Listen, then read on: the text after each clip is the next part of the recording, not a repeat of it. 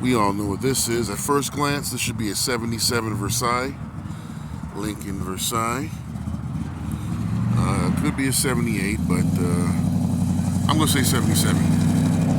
Tag says 79. Oh, jeez.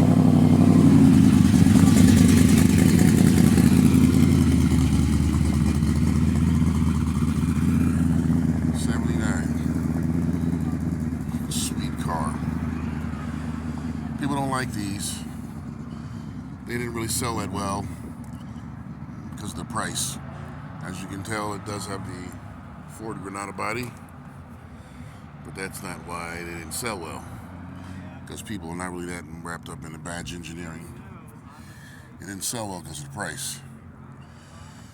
But if you find one of these, it's a great car. It was just like the Granada that I filmed.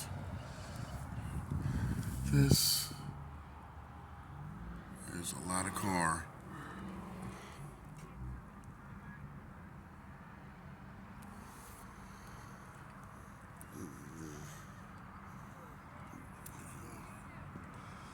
See,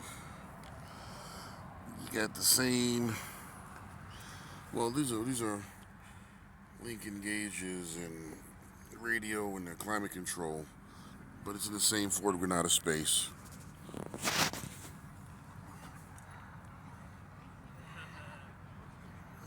The problem was the price of the car. This car was just too much money for what they were offering, which is a Granada.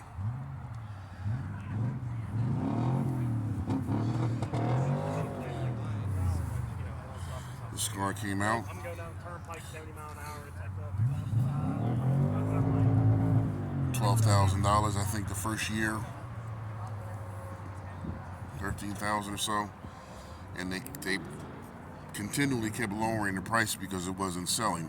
Now they only wanted to ask that much money because Cadillac came out with the Seville, and the Seville was a $15,000 car. So they came out with this car, which was ridiculous for the price, because in 1976, if you read the build sheet for this car, this would have been a Mercury Grand Monarch Brougham Ghia, which was everything that you could have ordered on it as a Mercury. But in 77, they took the same build sheet, they put disc brakes on the rear, gave you a 9-inch rear end, and called it the Versailles.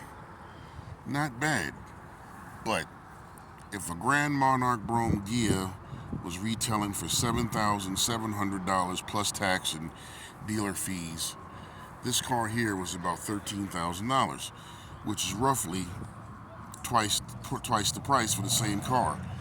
Now, if you happen to be a Lincoln Mercury dealer and you put in your order for Grand Monarch Brougham Ghias, there was no incentive or rationale to buy this car, because you could have gotten you two Grand Monarchs for the price of this. And mind you, that program is also extended to the Granada. You could have got yourself a Granada Ghia, and it would have been loaded 351, air conditioning, all types of bells and whistles. You could have got the same wheels, well, not the Lincoln insignia in the middle, but you could have got you these, these spoke wheels on radials. What you couldn't have gotten was the same paint. These Lincolns were the first cars to come with, can you see it?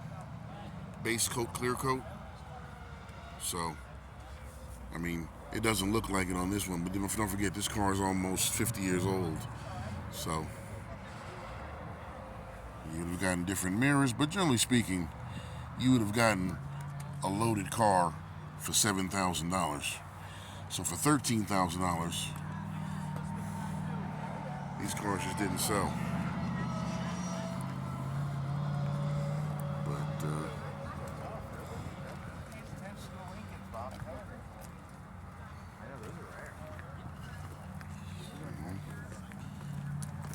I'll show you. I mean, it's a very comfortable car. Most times during the 80s, people bought these, whatever was remaining, and they just gutted them, because if you look at the width of the car, the underpinnings, this car is also built on that Falcon platform. So if you were building yourself a sports car or a drag car, This car has the perfect width without chopping and shaving. You see? Back then, all these cars came with CB radios. I don't know what that was about. It's like you were very wealthy. You wanted to walk around, drive around on the highway talking to other people. Breaker, breaker, good buddy. Get back to me, funky donkey Toy Story. You know? So, this is very attractive. I wouldn't mind having one of these now because of the novelty. And generally speaking, it is a great car anyway.